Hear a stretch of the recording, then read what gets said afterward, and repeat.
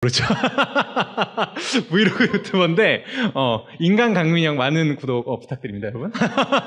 구독과 좋아요, 알림 설정 부탁드리는데 브이로그가 뭐죠, 여러분? 브이로그는 일상을 찍는 거예요. 자기 일상을 찍고 그냥 카메라를 의식하지 않고 이제 일상을 찍는 거죠.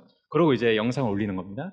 근데 이제 유독 이제 그 민영이의 이제 브이로그를 보다 보면 이제 갑자기 카메라를 의식하는 순간들이 있어요. 원래 의식하면 안 되는데 의식하는 순간이 있어요.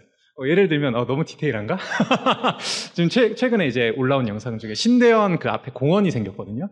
그 공원에서 이제 민영이가 막 노는 장면이 있어요. 카메라 틀어놓고 막 미끄럼틀 타고 막 이렇게 노는 장면이 있는데 미끄럼틀 타다가 마지막에 내려왔을 때 철푸덕 이제 엎어지는 장면들이 있거든요. 계속 엎어지는 거예요. 미끄럼틀 타고 내렸는데 엎어졌어. 근데 이제 순간 이제 본인도 이제 의식한 거죠. 이거 보는 사람들이 분명히 이걸 보고 웃을 것이다. 그러고 민영이가 갑자기 카메라 의식 안 하다가 철푸덕한 다음에 갑자기 카메라를 보면서 V를 날려. 이런 거 같은 거예요. 그러니까 사실은 성자 하나님과 성부 하나님과의 시간이었는데 갑자기 성자 하나님이 의식을 하게 된 거죠. 이 지금 내가 하는 기도, 이 지금 내가 하는 이 기도를 누군가 듣고 볼 것이다. 그렇다면 난 이걸 알려주고 싶다 해서 이제 영생은 하면서 이야기를 하는 거죠. 왜냐면 영생을 가장 잘 하시는 분이 누굴까요? 성자 하나님이시고 성부 하나님이시겠죠. 그럼 굳이 정의를 내릴 필요 없죠. 그리고 이제 여기서 또 나타난 증거 중에 하나가 기도의 대상이신 성부 하나님께 갑자기 영생은 유일하신 참 하나님을 성부 하나님을 객체화합니다. 그리고 그에 보내신 자 예수 그리스도를 아는 것이다. 지금 기도의 주체인 본인을 객체화해서 그 정의에 사용하죠. 이런 거는 특별히 진짜 독특하게 기도 중에 우리를 염두하고 하신 말씀이라는 거. 여기까지 이해되셨죠? 그렇다면 예수님이 정말 알려주고 싶으셨던 영생은 무엇일까요? 우리에게 정말 알려주고 싶으셨던 영생. 그 영생을 보면 이렇게 나와 있죠. 곧 유일하신 참 하나님과 그가 보내신 자 예수 그리스도를 아는 것이에요. 아는 것. 그럼 여기서 여러분 안다라는 것이 되게 중요한데 어떤 알미일까요? 안다라는 게 뭘까요? 성경에는 되게 다양한 종류의 안다라는 표현이 있습니다. 그리고 다양한 종류의 단어들이 있죠. 근데 오늘은 딱 두 가지만 알도록 해볼게요. 첫 번째는 뭐냐면요. 기노스코라고 해서 관계적으로 굉장히 친밀한 상태에서 그 사람을 경험하고 체험함으로 그 사람에 대해서 직접적으로 아는 겁니다. 그 사람을 아는 거죠. 그리고 하나 더 오이다라는 표현이 있습니다. 오이다 똑같이 알다라는 표현인데 이거는 그냥 지식이나 어떤 우리가 감각적으로 알게 된 것들을 인지하고 인식하는 개념을 오이다라고 표현해요. 이거 계속 나올 거니까 기억해 두세요. 기노스코, 오이다. 그래서 이거에 대한 대표적인 이제 용례를 살펴보면 기노스코, 관계적으로 안다라는 것의 용례를 살펴보면 마태복음 1장 25절이랑 누가복음 1장 34절에 나와 있습니다.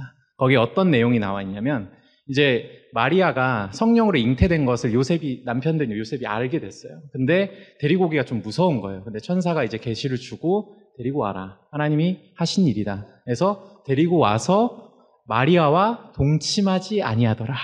라는 말이 있습니다. 근데 여기 동침하다라는 말이 기노스코예요. 그러니까 얼마나 이게 관계중심적인 알미라는 걸 우리가 짐작해 볼 수 있겠죠. 그래서 누가복음 1장 34절도 마찬가지입니다. 마리아가 이제 성령으로 잉태될 거라고 말하니까 내가 남자를 알지 못하니 라고 할 때 알지 못하다. 그 알다라는 그 단어도 기노스코. 이것도 성관계를 어느 정도 암시하고 있는 단어죠. 그래서 굉장히 관계 중심적인 단어가 이 기노스코입니다. 그리고 요한복음 10장에 보면 우리와 예수님과의 관계 그리고 하나님과 그 예수님과의 관계를 이 기노스코를 사용해서 계속해서 설명하고 있습니다. 두 번째, 오이다는 어떻게 또 설명이 되고 있을까요? 이거는 대표적인 예로 요한복음 3장 2절에 나와 있습니다. 3장 2절에 어떤 내용이냐면 이제 이런 거예요. 니고데모라는 바리새인이 있었어요. 근데 이 바리새인 리더십이어가지고 이제 기득권인데 예수라는 사람이 막 저기서 막 기적과 표적을 막 행해요. 그런 것들을 막 들어요. 봐요. 그러고 저 사람이 선지자인 것 같은데 뭔가를 좀 물어보고 싶은데 하고 밤중에 찾아옵니다. 그러고 나서 이렇게 이야기하죠. 요한복음 3장 2절입니다. 그가 밤에 예수께 찾아와서 랍비라는 말은 선생님이란 뜻입니다. 랍비여 우리가 당신은 하나님께로부터 오신 선생인 줄 아나이다. 근데 이걸 어떻게 알았냐면 뒤에 이렇게 나와 있어요. 하나님이 함께 하시지 아니하시면 당신이 행하시는 이 표적을 아무도 행할 수 없음이니라. 그러니까 니고데모는 직접적으로 예수님과 관계는 없었지만 그 표적을 보고 이분이 하나님이 보내신 선지자일 수 있겠다라는 생각을 한 거죠. 그러니까 알다라는 표현이 이거는 정보와 어떤 내가 감각한 지식으로 내가 인식한 거죠. 이걸 오이다. 여기서 오이다라는 표현을 써요. 이거를 조금 더 여러분들이 와닿게 설명을 해보도록 하겠습니다. 기노스코와 오이다. 이것은 우리가 소개팅을 할 때 아주 왔다 갔다 하면서 경험하게 되는 지점이 있습니다. 소개팅을 할 때 어떻게 하죠, 여러분? 먼저 우리가 원하는 정보를 주선자한테 달라고 합니다. 그래서 그 사람의 외모가 담겨 있는 사진을 받죠. 사진을 받아요. 사진을 받아서 이제 사진도 받고 그 주선자한테 대략적인 어떤 그 사람에 대한 성품을 듣습니다. 성격이나 성품도 듣고 그리고 그 사람의 어떤 스펙, 뭐 직업이 됐든 뭐 어떤 자산이 됐든 뭐 이런 민감한 것까지도 정보로서 이제 요청을 하고 받아봅니다. 오이다 하는 거죠. 오이다. 그리고 그 오이다한 정보, 알게 된 정보를 어느 정도 마음에 들었을 때 우리는 그 주선자가 소개시켜준 그 대상에게 기노스코, 관계적으로 알기 위해서 들어가죠. 그래서 이제 실제로 만납니다. 만나서 이제 막 대화도 하고 뭐 이렇게 얘기도 하고 뭐 이러면서 이제 실제로 내가 얻었던 이 정보가 기노스코, 관계적으로 이제 쌓아가면서 사실인지 아닌지 우리가 경험적으로 알게 되죠. 알게 돼요. 근데 되게 소개팅이 어려운 지점이 뭐냐면 우리가 충분히 기노스코 하고 싶은 시간이 필요한데 그런 기회가 필요한데 암묵적인 룰이 있죠. 이건 누가 정한지 모르겠어요. 한 3번에서 5번 사이에 이 사람과 사귈지 말지를 결정을 해야 됩니다. 그게 굉장히 부담스러운 일이죠. 그래서 우리는 대부분의 사람들이 자기는 자만추를 좋아한다. 자연스러운 만남 추구를 한다라고 이제 얘기를 하죠.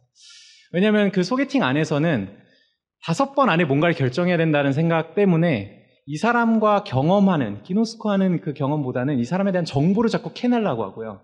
내가 더 적합한 사람인가? 그래서 정보는 계속 많아지는데 실제로 이 사람과 경험과 관계 속에서 알아가는 것들은 굉장히 적기 때문에 이 사람을 신뢰할 수는 없는 거죠. 이 관계를 신뢰함으로 다음 단계로 나아가기는 좀 어려운 겁니다. 그래서 우리는 소개팅은 좀 어려워하는 경향이 있어요. 이제 좀 기노스코와 오이다 좀 이해가 되시죠? 기노스코 오이다. 이 부분에서 그러면 이제 여러분 17장 3절에는 어떤 단어가 쓰였을까요? 우가 어떤 단어가 쓰였을까? 이 정도 설명했으면 답이 나와야 될 텐데. 그쵸? 기노스코가 쓰였습니다, 여러분. 그리고 한 가지 더 말씀드리면 기노스코가 현재형으로 쓰여 있어요. 이게 뭐 어려운 건 아니고요. 그 헬라어에서 현재형으로 쓰였다는 건 뭐냐면 지속적인 것들을 강조할 때 쓰이는 지속적이고 과정 속에 있는 걸 강조할 때 헬라어는 현재형을 씁니다. 그러니까 예수님이 하신 말씀은 뭐냐면 영생, 우리가 eternal life, 영원히 산다라는 것. 영생은 뭐냐면 나와 하나님을 계속해서 알아가는 것. 깊이 있게 친밀하게 알아가는 것이다. 과거의 단회적인 어떤 천국행 티켓을 내가 딱 끊었어. 그럼 나 이제 천국 가. 그게 영생이야. 이렇게 말하는 게 아니라 계속해서 하나님을 알아가는 것. 예수 그리스도를 알아가는 것이 영생이라고 이야기를 해주시는 거죠. 이 부분에 대해서 우리는 한 가지 하나님과의 관계에 대해서 생각해 볼 지점이 있습니다. 생각해 봐야 될 지점이 있어요. 이 부분을 생각해 보기 위해서 제가 논문을 하나 가져왔는데 논문을 가끔씩 읽어보는데 뭐 메이저한 논문도 있지만 가끔은 메이저하지 않지만 되게 재밌는 이제 주제를 다루는 논문들이 있습니다. 오늘 논문이 그런 건데요. 그 논문 주제가 이런 거예요. Passive and Active Masculinities in Disney's Fairy Tale Films. 죄송합니다. 못 알아들었죠? 크리스티랑 남수는 못 알아들었을 것 같아. 영어 발음 죄송합니다. 근데 이게 한국말로 하면 이런 거예요. 디즈니 동화 영화 속 수동적이고 능동적인 남성성이라는 이제 논문이에요. 이게 제가 남성성이랑 여성성을 좀 공부하려고 할 때 좀 봤던 논문인데 유명한 논문은 아닙니다. 그 클리브랜드 주립대에 이제 그레이스 두가라는 분이 쓰신 석사학위 논문으로 쓴 거예요. 근데 이걸 보면서 되게 좀 재밌는 지점이 있었어요. 뭐냐면 이 논문에서 되게 다양한 주제를 다루는데 그 중에 하나가 이제 전통적으로 이제 디즈니 동화에 나오는 그 스토리 플롯을 봤을 때 사람들은 가부장적이다. 그러니까 뭐냐면 남성 중심적인 어떤 그 스토리 라인이 전개된다고 일반적으로 알고 있대요. 근데 실제로 현대적 관점에서 봤을 때 남성은, 거기서 나오는 남성들은 그냥 여성을 구원해주는 기계적 장치로만 쓰일 뿐이지 실제로 주인공은 여성이다. 라는 이야기들이 이제 쭉 나옵니다. 그리고 그런 이제 관점에서 이제 저도 쭉 봤어요. 쭉 봤는데 그 대표적인 예가 신데렐라죠. 신데렐라 다 아시죠? 신데렐라 아시죠? 제가 스토리는 따로 설명 안 드려도 다 아시죠? 그래서 그럼 스토리는 따로 설명 안 드리고 신데렐라 이런 관점에서 신데렐라 딱 봤어요. 저도 다시 봤는데 신데렐라 후반부가 어떻죠? 이제 계모와 언니들에게 이제 핍박을 받다가 이제 호박마차를 타고 이제 왕자에게로 가서 이제 왕자와 댄스를 한바탕 쉬고 이제 시간이 돼서 유리구두를 벗어놓고 이제 달려오죠. 그 유리구두를 이제 집은 왕자는 자기 고관 대신들을 시켜가지고 빨리 이 유리구두의 주인을 찾아와라. 막 이렇게 이제 얘기하다가 결국 신데렐라가 그 유리구두의 주인인 게 밝혀지면서 결혼하고 해피엔딩으로 끝납니다. 근데 제가 이 관점으로 다시 보니까요, 신데렐라 후반부가 좀 이상한 거예요. 뭐냐면 신데렐라는 왕자를 기노스코하려는 시도를 한 번도 하지 않았습니다. 신데렐라는요, 왕자를요, 그러니까 좀 극단적인 표현으로 계모와 언니들의 핍박에서 구원해줄 구원자 정도로만 생각하지, 구원해줄 어떤 조건을 갖춘 사람 정도로만 생각하지, 왕자가 어떤 사람인지, 왕자가 어떤 성품을 가진 사람인지, 왕자가 어떤 그 온기를 가진 사람인지에 대해서 알아보려고 하는 시도가 머릿속에 나와 있지 않아요. 그냥 가서 춤추고 좋은 시간 보내다가 갔는데 이제 결혼해야겠다. 그럼 왕자는 그럼 괜찮을까요? 왕자도 마찬가지예요. 왕자의 이름이 굉장히, 저도 이번에 알았는데 프린스 차밍이에요. 차밍. 얼마나 그 왕자에 대해서 정보를 줄 수가 없었으면 이름을 차밍으로 했겠냐고. 그 내용상에서. 근데 그 프린스 차밍이 했던 방식도 똑같아요. 자기 신부를 고르는데 연회장에서 연애를 베풉니다. 연애를 베푼 이유가 자기 신부를 고르려고. 근데 내 신부를 고르는 건데 그럼 이제 연애에 온 여성분들을 만나서 얘기를 해봐야 될 거 아니야. 근데 이렇게 거드름 피우면서 이렇게 하품을 하고 있어요. 아무런 액션을 취하지 않습니다. 굉장히 수동적이죠. 근데 그 상태에서 신데렐라가 딱 등장해요. 근데 신데렐라는 유리구두에 굉장히 아름다운 자태를 지닌 여성으로 딱 이제 꽂힌 거죠. 너무 예쁜데? 너무 아름다운데? 그러고 춤을 추는 거예요. 사실 프린스 차밍도 다를 게 없었어요. 신데렐라의 어떤 외모, 신데렐라의 아름다움을 그냥 오이다 했을 뿐이죠. 기노스코하지 않았어요. 오이다 했을 뿐이죠. 근데 그걸로 가장 중요한 결혼을 결정하려고 합니다. 그리고 여기서 더 한 발 나아가서 그래, 뭐 외모가 마음에 들어서 결혼할 수 있지. 그래, 뭐 양보해서. 근데 그럼 이제 유리구두를 두고 갔잖아요. 그러면 직접 본인이 찾으러 가야 될 거 아니야. 저라면 그랬을 것 같아요. 유리구두를 들고 찾아가서 이 사람이 어떤 삶을 살았는지, 어떤 환경에서 살았는지 이런 걸 좀 둘러볼 법도 한데 자기 대신들한테 유리구두를 주면서 야, 주인 찾아와. 난 이 주인 찾아오면 내가 이 사람이랑 결혼할 거야. 이렇게 얘기를 합니다. 이상하지 않나요, 여러분? 그러고 나서 그 유리구두의 주인과 결혼을 합니다. 과연 해피엔딩일까요? 저는 약간 파국이지 않을까.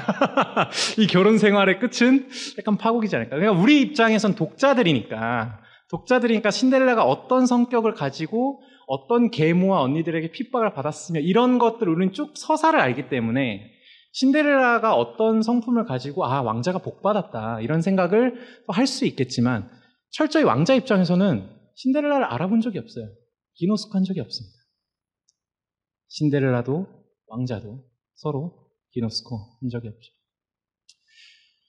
여러분, 이 지점에서 우리가 생각해 볼 지점이 있습니다. 우리가 하나님을 대하는 태도는 어떤가요? 우리가 하나님과의 관계는 어떤가요? 우리는 하나님을 오이다, 하나님에 대한 많은 정보들을 가지고 있을지 모르겠습니다. 우리는 매주 하나님이 우리를 위해서 하신 일들에 대해서 듣죠. 그리고 그 정보들을 가지고 때로는 우리가 죄를 지을 때, 하나님 앞에 서기 힘들 때 그것들을 이용해서 하나님과의 관계를 개선시켜 보려고 하죠. 맞습니다. 그거를 그렇게 해야 됩니다. 하지만 우리는 하나님과 직접적으로 더 깊이 알아가려는 시도들, 기노스코하려는 시도들이 얼마나 있는지 한번 돌아볼 필요가 있습니다.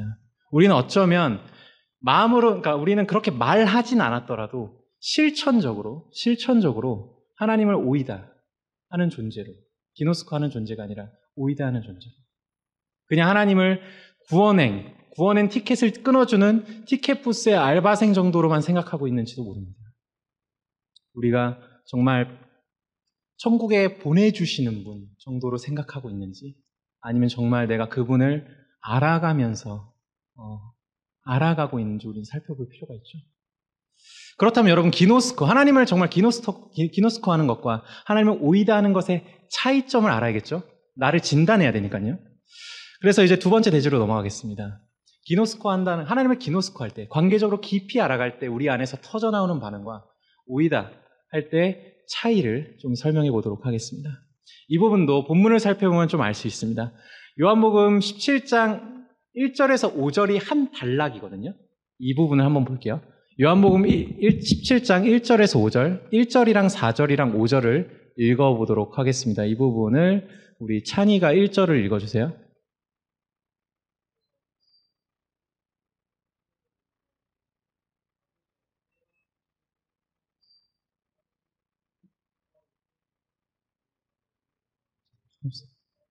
아멘.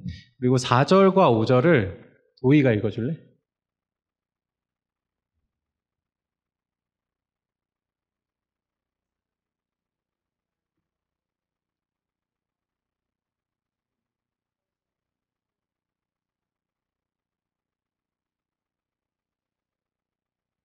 아멘. 여러분, 이게 무슨 말이냐면 좀 복잡하죠? 막 영어가 막 왔다 갔다 해요. 그냥 쉽게 정리하면 이런 겁니다. 예수님은 이렇게 말씀하시는 거죠. 하나님, 나를 영화롭게 해주십시오. 그리고 나를 영화롭게 해주심으로 당신이 영화롭게 되십시오. 라고 이야기합니다. 1절에서요. 그리고 4절, 5절에서 이렇게 얘기하는 겁니다. 내가 당신의 뜻과 계획에 순종함으로 당신을 영화롭게 했으니 그 영화로움으로 당신이 가진 영화로움으로 나를 영화롭게 하옵소서. 영화롭다라는 말을 우리가 많이 쓰지 않기 때문에 이게 어려운 말일 것 같습니다. 그냥 쉽게 말하면 이런 겁니다. 높이는 겁니다. 영광스럽게 하는 겁니다. 상대방을 영광스럽게 하고 높이고 찬양하는 걸 영화롭다고 하죠. 귀하게 여기는 걸요. 여기서 보면 예수님과 성부 하나님은요, 서로를 영화롭게 합니다. 서로를 계속 영화롭게 해요. 그리고 서로의 영광을 공유하는 사이시죠. 그래서 이 부분을 계속 이제 이야기하면서 서로를 높이시는 겁니다. 성부 하나님은 성자 하나님의 그 겸손함과 그 순종을 기뻐하시고 즐거워하시고요. 성자 하나님은 그 성부 하나님의 그 계획과 뜻을 사랑하고 기쁨으로 순종하시죠. 그래서 서로가 서로를 높입니다. 근데 여기서 영생하신 두 분, 사실은 태초 전부터 같이 누구보다도 기노스코 하신 이 두 분 안에서 일어나는 반응은요, 바로 서로를 높이는 거였습니다. 영광스럽게 하는 것, 영화롭게 하는 것입니다. 만약 우리가 하나님을 정말 알게 된다면요, 하나님을 높이고 찬양하고 하나님을 영광스럽게 하는 일에 기꺼이 자기 자신을 드릴 겁니다. 이 차이가 있는 것이죠. 근데 여기서 우리가 주목해야 될 것이 하나 있습니다. 여러분, 영광스럽게 할 때 가장 높은 수준, 가장 탑티어의 영광은 어떤 걸까요? 이걸 우리는 생각해 볼 필요가 있어요. 만약에 내가 뭔가를 잘했어요. 사람들이 인정해 줄 만한 어떤 성과를 냈습니다. 그때 사람들이 내 성과에 대해서 칭찬해 줘요. 이것도 나를 영광스럽게 만들어 주는 거죠. 하지만 이것은 탑티어는 아닌 것 같아요. 탑티어의 영광은 아닌 것 같아요. 탑티어의 영광은 이런 것이죠. 상대방이 나를 있는 그대로 즐거워하고 기뻐하는 것입니다. 다시 말씀드릴게요. 우리가 가장 높은 수준의 영광을 받는다는 건 상대방이 나의 존재와 나의 뜻과 생각을 있는 그대로 즐거워하고 기뻐해 준다는 것이죠. 실제로 성부 하나님과 성자 하나님은 그런 식으로 서로를 높였습니다. 요한복음 15장 10절에서 11절을 보면요, 성자 하나님은요, 성부 하나님을 기꺼이 기뻐하셨습니다. 내가 아버지의 계명을 지켜 그의 사랑 안에 거하는 것 같이 너희도 내 계명을 지키면 내 사랑 안에 거하리라. 내가 이것을 너희에게 이름은 내 기쁨이 너희 안에 있어 너희 기쁨을 충만하게 하렴이라. 예수님 얘기하시는 거죠. 내가 아버지의 계명을 지키는 것은 내 안에 기쁨이 충만하기 때문이야. 그래서 내가 너희에게 내리는 이 계명을 지키면 너희도 내 안에 있는 기쁨이 충만할 거야. 예수님의 모든 하나님에 대한 순종의 동기는 기쁨과 즐거움이었습니다. 영화롭게 하는 동기는 즐거움이었어요. 그리고 아버지는 또 아들을 이렇게 기뻐하시죠. 마태복음 3장과 마태복음 17장에 보면 예수님이 세례를 받으실 때, 예수님이 변화산에서 변화산상에서 이제 사건을 겪으실 때 하늘에서 이런 음성이 들립니다. 이는 내 사랑하는 아들이요 내 기뻐하는 자라. 성부 하나님도 예수님을 기뻐하셨습니다. 여러분, 영화롭게 한다는 것, 영광스럽게 한다는 것의 가장 높은 차원의 영광은요, 기쁨입니다. 즐거움이죠. 이거에 대해서 우리가 좀 더 와닿게 설명하기 위해서 존 파이퍼 목사님이 결혼 49주년 때 이제 50년째 됐을 때 이런 일이 벌어지면 좋지 않을까요? 라고 하면서 이제 했던 내용의 설교가 있어요. Light is our duty라는 그 설교의 내용 한 부분을 제가 가져왔는데요. 제가 읽어드릴게요. 그냥 천천히 읽어드릴 테니까 그냥 따라오시면 됩니다. 존 파이퍼 목사님 이야기하십니다. 저희는 지금 결혼 50년 차에 접어들었습니다. 저는 장미 한 다발을 샀습니다. $200 정도 들었을 겁니다. 제가 하나로 계산해 보니까 한 30만 원 정도 하더라고요. 꽤 많은 돈이죠. 저는 이 거대한 장미꽃 다발을 등 뒤에 숨긴 채 현관문을 그냥 열고 들어가지 않고, 평소에는 이제 문 따고 들어갔겠죠? 근데 들어가지 않고 초인종을 눌렀습니다. 띵동. 그때 평소와 다른 행동이었죠. 아내가 문을 열고 나오더니 의아한 표정을 짓습니다. 제가 말했습니다. 노엘, 결혼기념일 축하해. 노엘은 파이퍼 목사님의 아내분 이름입니다. 노엘, 결혼기념일 축하해. 아내가 말했습니다. 오, 조니, 정말 아름다워요. 그런데 왜 이렇게 비싼 꽃을 사왔어요? 만약 제가 이렇게 대답했다고 가정해 봅시다. 그것이 내 의무니까, 책에서 읽었어. 남편이라면 응당 이렇게 해야 하니까. 여러분, 이 대답이 잘못되었을까요? 아마 여러분은 이미 고개를 젓고 계실 겁니다. 맞습니다. 고개를 저어야 합니다. 그렇다면 무엇이 잘못되었는지 다시 보여드리겠습니다. 다시 상황을 되감아 보겠습니다. 띵동. 노엘, 결혼기념일 축하해. 오, 조니, 정말 아름다워요. 왜 이렇게 근데 비싼 꽃을 사왔죠? 내가 도저히 참을 수가 없었어요. 사실 오늘 저녁 계획도 세워뒀죠. 근사한 옷으로 갈아입어요. 오늘 우리는 근사한 곳으로 갈 겁니다. 왜냐하면 당신과 저녁 시간을 보내는 것 말고는 내가 더 하고 싶은 일이 없거든요. 그게 나를 무척 행복하게 할 거예요. 여러분, 여기서 존 파이퍼 목사님은 질문을 던집니다. 내가 당신과 함께하는 이 시간 말고는 아무것도 하고 싶지 않아요. 그것이 나의 행복을 위해서예요. 라고 말했을 때 아내가 왜 당신은 당신의 행복만 생각하는 거죠? 아내인 나의 행복은요? 라고 말할 거냐는 거죠. 그때 존 파이퍼 목사님은 이런 질문을 던지고 이렇게 답하십니다. 아닙니다. 왜냐하면 제가 그녀 안에서 만족을 찾을 때 그녀는 영광을 받기 때문입니다. 여러분도 이것을 경험으로 알고 있습니다. 여러분은 자신에게 기쁨을 주는 그 사람, 바로 그 사람이 자신의 보물이 됨을 알게 됩니다. 그리고 그 사람도 당신을 통해 이렇게 느낄 겁니다. 당신이 나에게서 기쁨을 찾고 있기 때문에 나는 지금 귀하게 여겨지고 있다고 느껴. 하나님께서도 마찬가지입니다. 이것이 핵심입니다. 그러므로 교회 가서 이것이 그리스도인들이 하는 일이니까, 책에 적혀 있으니까 라고 말하지 마십시오. 초인종을 누르십시오. 그리고 하나님께서 문을 열어주실 때 이렇게 말씀드리세요. 주님을 만나는 것보다 저를 더 행복하게 하는 일은 없습니다. 왜냐하면 저는 주님이 필요하기 때문입니다. 여러분, 이 말이 어떤 말인지 이제 좀 와닿으시나요? 최고의 영광이 뭘까요? 상대방 안에서 만족과 기쁨을 찾는 겁니다. 상대방을 즐거워하는 겁니다. 즐거움이요. 그리고 내가 그 상대방 안에서 즐거움을 찾으려는 시도와 동시에 상대방이 나에게 똑같이 나를 즐거움의 대상으로 여긴다면 우리는 그 관계 안에서 완벽히 충만한, 완벽히 행복한 충만감을 누리게 될 겁니다. 우린 다들 이런 관계를 꿈꾸죠. 경험적으로 이미 어느 정도 알고 있으니까요. 여러분, 이것이 하나님이 말씀하신 영생, 예수님이 말씀하신 영생의 본질입니다. 우리가 영원히 하나님과 함께 삶을 사는데 즐겁지 않잖아요. 그건 지옥이죠. 그런데 하나님은 분명히 확언하시는 겁니다. 네가 나를 알게 되면, 네가 유일하신 참 하나님과 그의 보내신 자 예수 그리스도를 알게 되면 너는 필연적으로 기뻐질 거다. 즐거워질 거다. 그리고 그 즐거운 삶을 우리는 영원토록 함께 살 거다라고 이야기하시는 거죠. 여기서 우리 모임, 청년이부 모임이 나아가야 될 방향성에 대해서 첫 번째 하나 제안 드리고자 합니다. 뭐냐면요, 우리가 정말 하나님을 즐거워하는 모임이 됐으면 좋겠어요. 하나님과의 깊은 관계 속에서, 관계적인 깊은 그 친밀함 속에서 좀 하나님의 아름다움, 하나님의 그 성품의 선하심과 인자하심과 그분의 아름다움을 우리가 충분히 누리면서 즐거워했으면 좋겠습니다.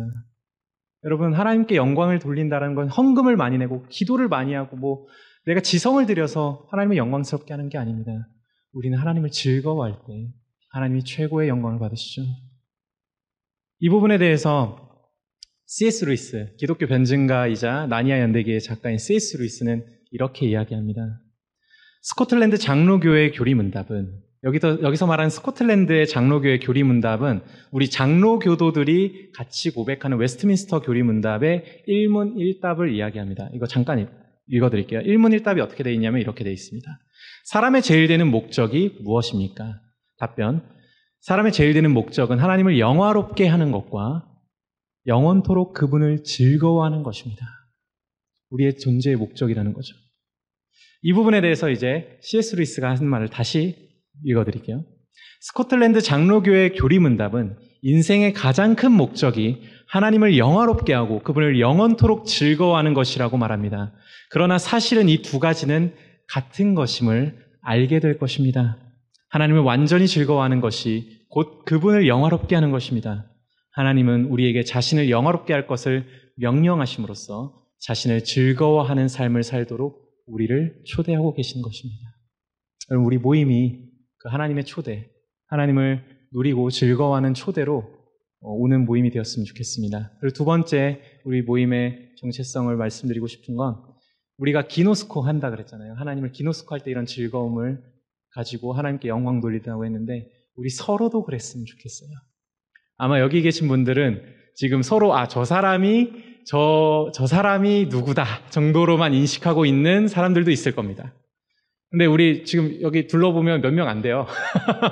지금 50명도 안 될걸요? 근데 그래서 우리끼리 서로를 오이다 하는 것이 아니라 그냥 적당히 정보를 알고 저 사람 뭐 직업이 저렇대, 뭐 저 사람 뭐 지금 뭐 나이가 저렇대, 뭐 이런 일을 한대, 뭐 이런 얘기보다도 우리가 좀 더 기노스코, 관계적으로 깊어져서 우리도 서로의 안에 있는 아름다움을 발견해서 서로를 높이고 영광스럽게 하는, 정말 서로를 정말 충만하게 하는 그런 관계로 우리 청년이부 모임이 나갔으면 좋겠습니다.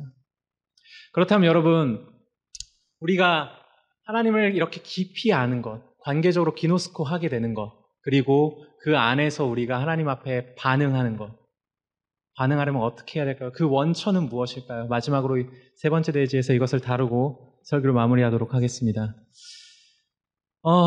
이 부분을 살펴보려면요, 요한복음 17장 1절에서 5절 중에 1절을 한번 우리가 같이 주목해서 봤으면 좋겠습니다. 이 부분은 제가 한번 읽어드릴게요. 예수께서 이 말씀을 하시고 눈을 들어 하늘을 우러러 이르시되 아버지여 때가 이르렀사오니, 때가 이르렀사오니. 여러분, 여기서 예수님이 말하는 때가 어떤 때일까요?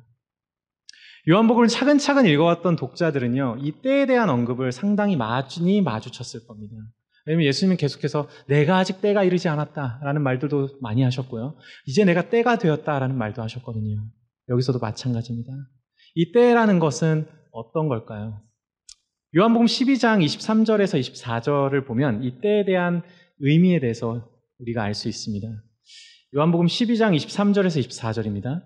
예수께서 대답하여 이르시되 인자가 영광을 얻을 때가 왔도다. 진실로 진실로 너희에게 이르노니 한 알의 밀이 땅에 떨어져 죽지 아니하면 한 알 그대로 있고 죽으면 많은 열매를 맺느니라.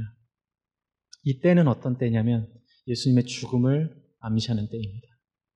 예수님께서 십자가로 가시는 때를 이야기하는 것이죠. 여러분, 이 때라는 배경 안에서 그 다음 구절을 읽어봅시다.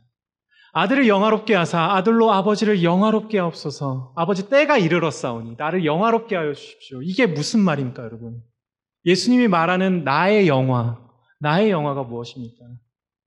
바로 십자가를 가는 겁니다. 여기서 아버지께 요청했던 나를 영화롭게 하시고 아버지께서 영화롭게 되시옵소서 하는 이 주제, 이 방향은요, 십자가를 향해 있습니다. 그분의 죽음을 향해 있죠. 바로 저와 여러분 같은 죄인들을 향해 있습니다. 하나님께서 누려오셨던 영광, 하나님께서 누려오셨던 영화, 하나님께서 서로를 찬양하고 높였던 이유가 바로 저와 여러분이라는 겁니다. 그 일을 빨리 행하십시오. 나를 죽음 가운데로 빨리 인도해 주십시오. 그렇게 그분은 기도하고 계셨습니다. 여러분, 우리는 어떻습니까? 우리 스스로 돌아볼 필요가 있습니다. 우리는 마치 아까 살펴봤던 신데렐라처럼 하나님마저도 구원행 티켓이나 끊어주는 티켓 부스의 알바생처럼 여기면서 가끔 주일에 와서 하나님 살아계신 거 좀 느껴보지 뭐. 나 어차피 천국 가니까. 그리고 또 주중에는 나의 삶에 몰두하고 내 삶에 내가 인생이 되고자, 내 삶에 내가 주인이 되고자, 내 삶에 내가 하나님이 되고자 끝없이 하나님과 반목하면서 지내는 우리의 본성, 타락한 본성이 바로 우리 죄인들의 삶입니다.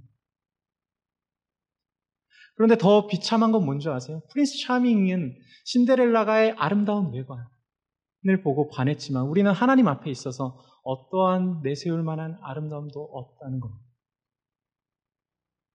그럼 하나님은 어떻게 하셨을까요? 이런 이 비참하고 가련한 죄인들을 위해서 어떻게 하셨을까요?